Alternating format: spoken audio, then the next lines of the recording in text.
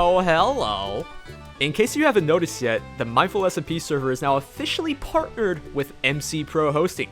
That's kind of a big deal. So if you or anyone you know needs to set up a server, go ahead and check out the links in the description as well as our code MINDFUL to get 20% off any plan. Alright, let's go ahead and get into the rest of this video.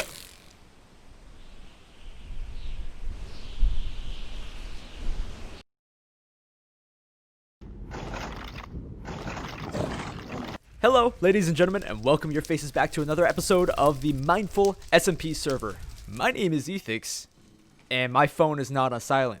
Have you ever wanted to build the very best, the top tier possible quality nether base in Minecraft? Well, I'm going to show you how today.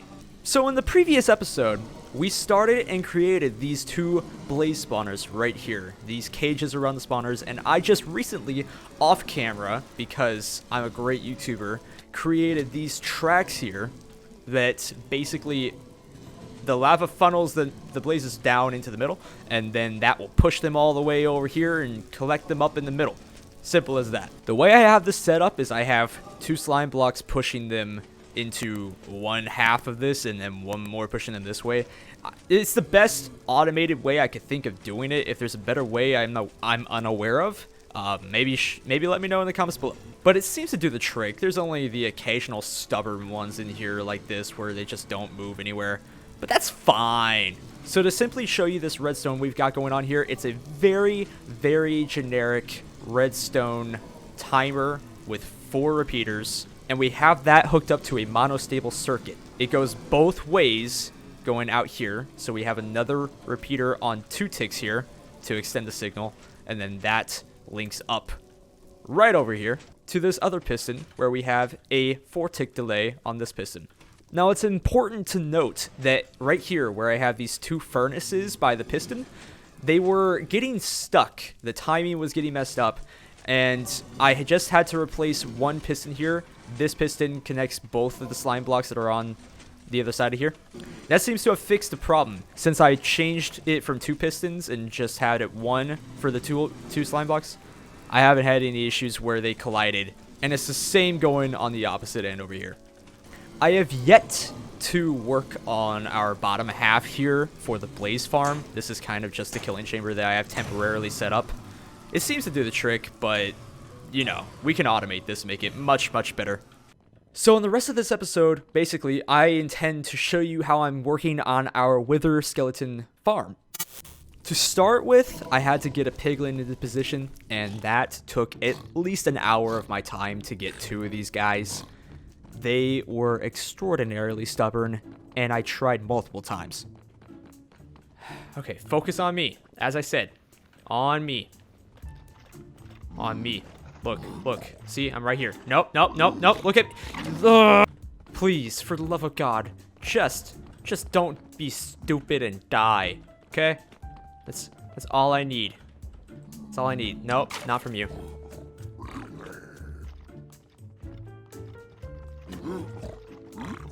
Go down. Yes! I really should have made that a stone block. I didn't quite think this through. From there, I had to create a platform down at the very bottom in order to work on the redstone and tubing and everything that I needed there.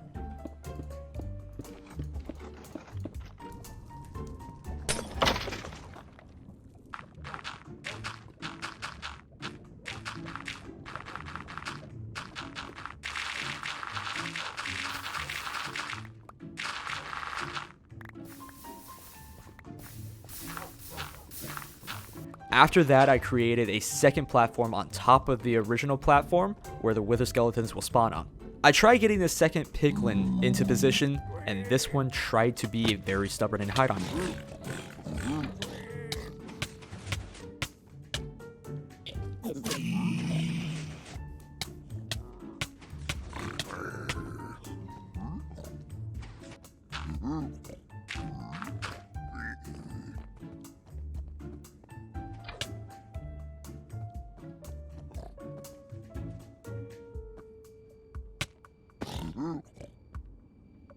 I'm going to attempt to explain what we've got going on here redstone-wise as quickly as I possibly can, but try to make it thorough.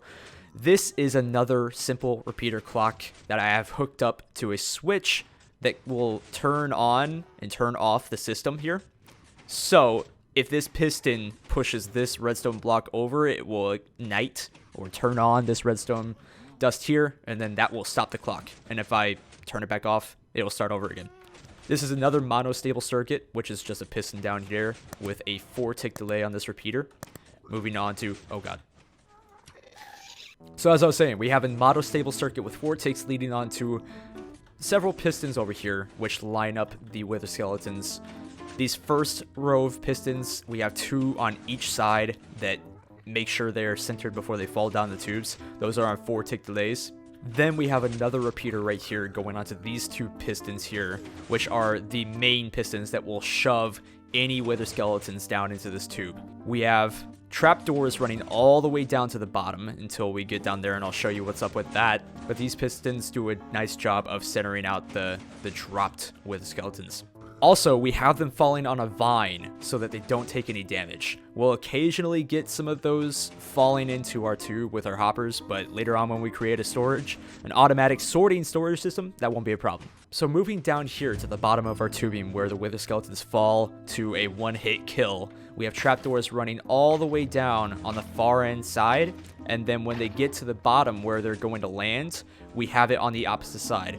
And then we have our dogs sitting basically in the middle of these trapdoors. Now I had to move the dogs into position, and then I put a piston to push the trapdoor into position inside of the dog. We have the same clock as we do above with another monostable circuit with another 2-tick delay right here for the 2 pistons that will push the items into our hoppers down below. Just the ones that get stuck on the trapdoors, that is. In theory. And if you weren't aware, the dogs kill the skeletons, which is why they're there. And I have spares as well in case anything bad happens to them.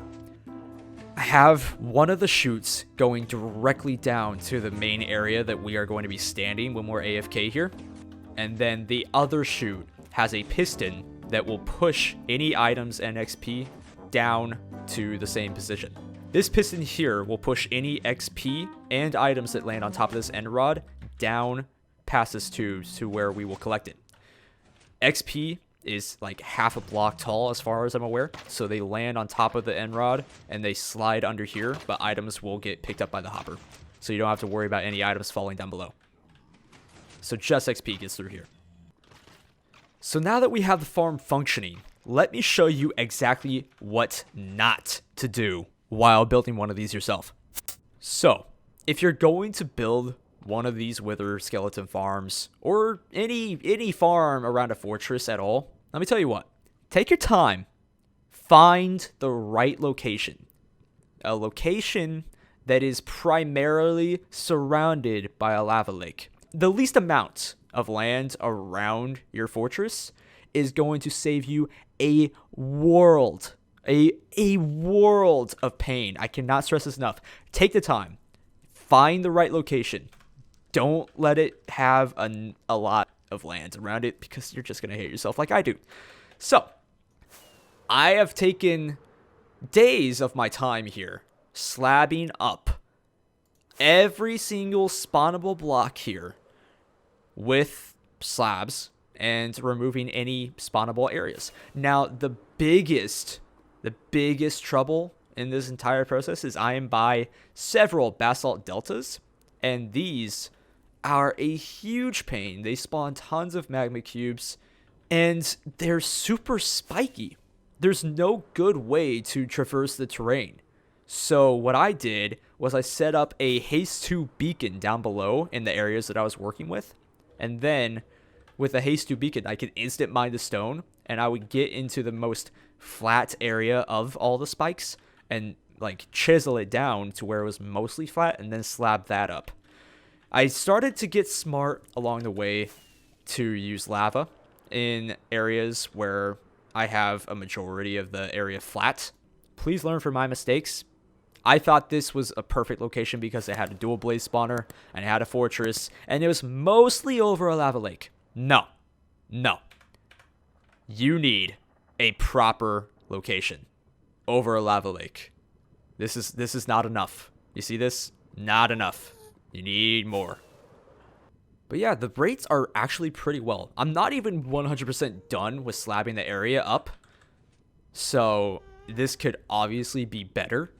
But I'm pretty happy with this. And I'm ready to actually get this place built and mostly done. I need to build the area down here. And reduce any spawning places for mobs as well. So the next part of this is going to be building the little area down where we will have our main AFK area, our sorting system, all that fun stuff and jazz and things. Now, I've experimented quite a lot with different builds here, and the one I'm really happy with is using blackstone. I know it's a new block and everybody's using it, but I think it works the best. So, yeah, I think we got enough.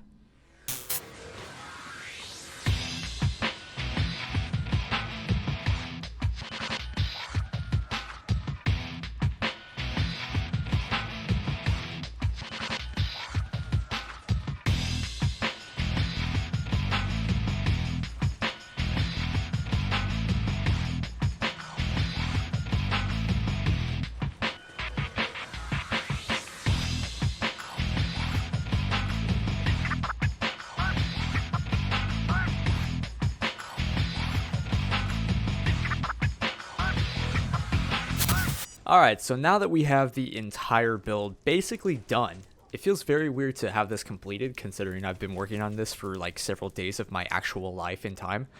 But all of it's done and it's fully functional. So now I have the final storage room completely done. I've got the redstone done behind it. Let me show you here. It's just a simple auto sorting storage system. If you want to know how this is done, definitely look up a tutorial because I'm not going to explain it all, but I'm just going to show you what I got here. I've got tubing or hoppers running all the way from over there around the blocks all the way around here, and then at the end here we just have an auto dropper that dispenses all of the swords that we get into lava, so we don't have to worry about anything except for what we want. So I just actually added a bit of a ceiling or a roof up here, and since we don't have copper blocks yet, I'm excited for those to come out for like roofs and stuff. But for this I used acacia logs, and I think that kind of completes the look for having like beams across, since we're going for a more industrial style look here. I think it works. I'm not entirely sold just yet though. Oh, and the 98 levels that I have here going up to 100% from this farm. I haven't been to any other farm, so that should give you a bit of an idea. Over like, I would say about 6 hours of being here building, that's how much XP I've gotten, so that should give you a bit of an idea of the XP that you get from here. But since I've built this auto sorting system, we got 17 skulls already. 100! I would like to point out that my test build on my creative world looks very similar to a skull, and I did not plan that at all.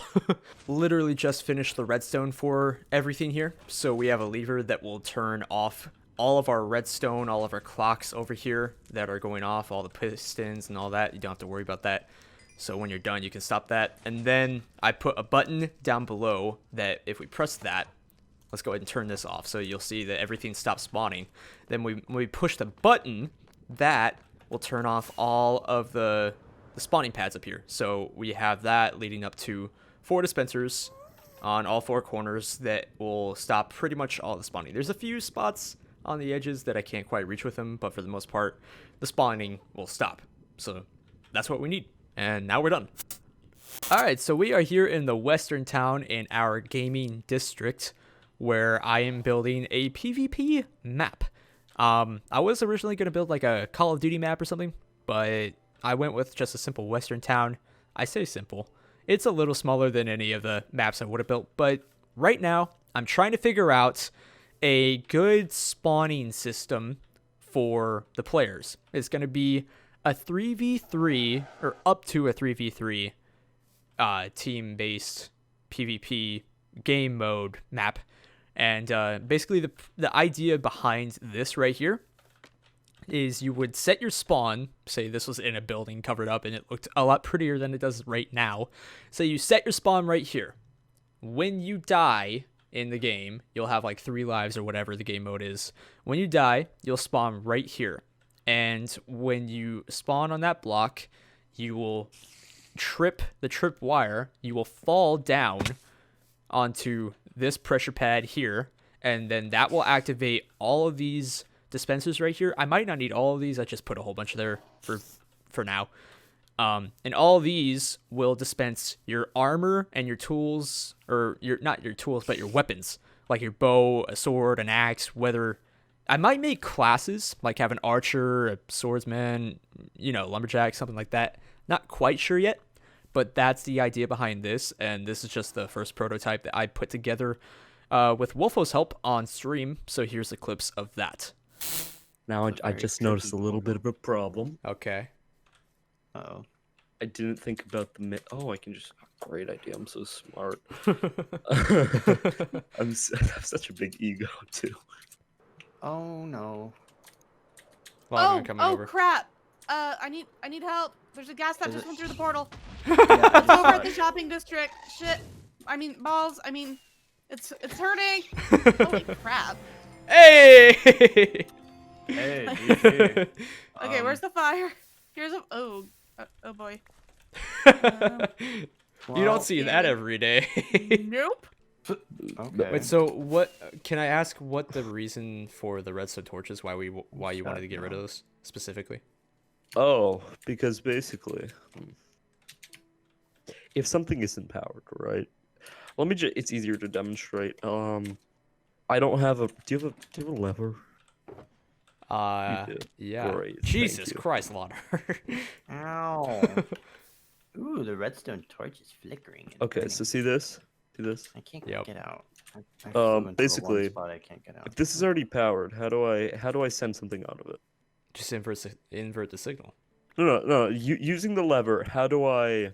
You have You to have to flip it twice. Yeah. So bring the source out so that you would just invert it to where if that was off, then you power it, then that would come on. You'd have to use. Yeah, you'd have to use 2 redstone torches though. So. Ooh, shiny. And that would just add more delay. That would add. Yeah. Okay. Yeah. 2 I know ticks of delay. what you're trying to say. Which Do I whatever you honestly, want. I think a little bit of delay is fine because if you play something like Call of Duty or something, when you die in say team deathmatch, you have to wait like at least like 6 seconds or so before you can respawn because you have to watch the kill delay cam is and all fine. that. The way I was just looking at it is it was all because of that one trapdoor here. Yeah. So now that we've got the entire concept of this tool here for our spawning system figured out, all that's left is for me to build the map. Basically, I've got a few buildings put up so far. I'm working on this one right now. It's kind of going to be like the main building, the saloon in the middle of the map. And I got the church building over here with a little bit of a graveyard that isn't completely done just yet. I'm pretty happy with the buildings that are coming out right now. I just need to finish building the rest, and then I need to strategize some cover so that you can have pretty much a line of fire wherever you are, but also have cover around you at the same time. I've got to figure out a good layout for that. Some Call of Duty maps are very good at that. I might also look at some Counter-Strike game modes or something like that. I've got a few ideas for some game modes as far as that goes. I'm thinking primarily capture the flag type thing with a red or blue banner. First to get the banner back to their base, whether it be on this side or around here on this side. Whoever gets a flag to their base first wins, like puts it in a hopper or something like that. There's a few other simpler ones where you could just like 1v1 or 1v2 first to kill everybody with like 3 lives, 3 respawns. You're the winner. I've got a few ideas written out in a book so that I didn't forget them, but that's pretty much the main concepts right now. And I was brainstorming a little bit with Wolfo a few minutes ago where we might have it to where you press a button at the beginning of a round for the game mode, and then it will randomly select one of 3 locations in the map.